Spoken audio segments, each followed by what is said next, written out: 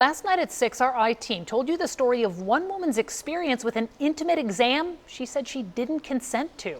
We also heard from a doctor who's seen this happening in hospitals and spoke out about the practice for years. The story has seen strong responses from you at home. Yeah, KSHB 41 investigator Sarah Plake brought us that story yesterday, joining us now. So Sarah, the big question we're hearing from our viewers, what can you do about this? And like you mentioned yesterday, this is not banned in Kansas or Missouri. Right, but lawmakers on both sides of the state line have tried to change this, and they, like many people, were shocked to hear that this can happen. Your body essentially being used for teaching purposes, and you didn't consent to it. And these lawmakers say that laws on the books will serve as an added layer of protection for patients. Learning how to do a pelvic and prostate exam is part of medical students' education. These exams are also an extremely important part of your basic care. But we discovered a gray area in medicine where sometimes the lines blur. It's when doctors in training practice these intimate exams on patients under anesthesia without their consent. We learned 21 states have banned this practice, and you can see we've highlighted those in red on this map. But that means it's still legal in 29 states, including Kansas and Missouri. I was shocked. I had no idea that this was a common practice. Missouri Senator Lauren Arthur is one of the local lawmakers who want to find a legislative cure. What about this issue made you want to kind of jump into action?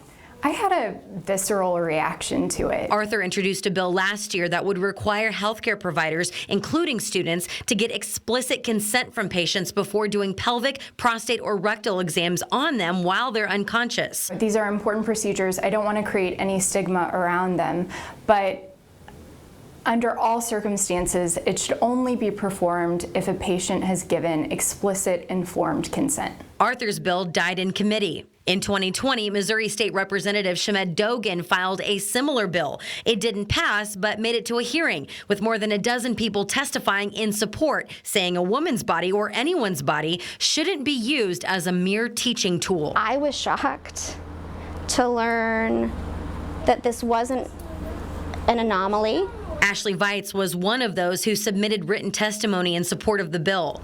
And that my experience was a product of a way of educating that is, not only is it antiquated, not only is it harmful, but it's also it's unnecessary. It's personal to her. I woke up in the middle of the exam screaming. A doctor performed a pelvic exam she did not consent to while she was heavily sedated in a Utah emergency room 15 years ago.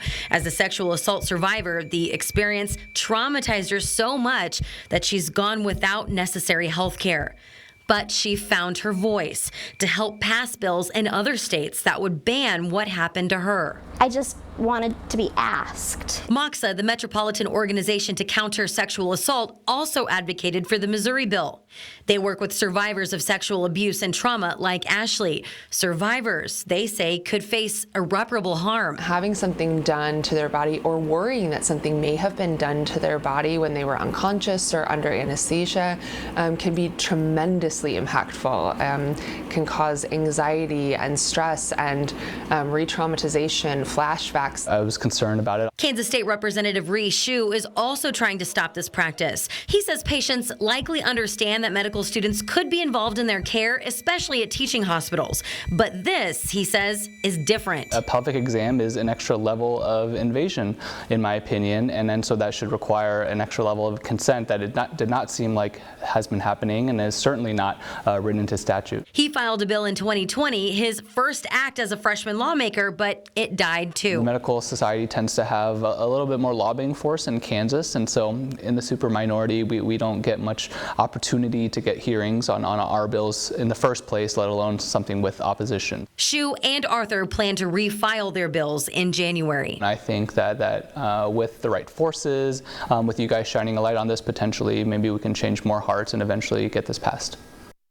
The Kansas Medical Association declined to tell us why it opposed Shue's bill, but gave us a statement saying, quote, should Representative Shue introduce a similar bill next legislative session, we will read the language of the bill before taking a position on it, if any.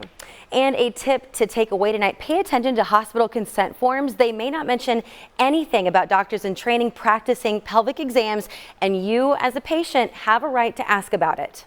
Wow. Well, you did reach out to various entities for last night's piece, and they told you that most of the health systems around here do oppose these kinds of things happening without a patient's consent, right? That's right, they do. But to the lawmakers' point, this is an added level that they feel would give their constituents an extra layer of security that they have autonomy over their bodies. Having a heightened form of consent for a more heightened exam. That's right. That's Yeah. right. This is something I knew nothing about till you brought it to our attention yesterday. So great job, Sarah. Thanks for shedding some light on that difficult Thank you. topic.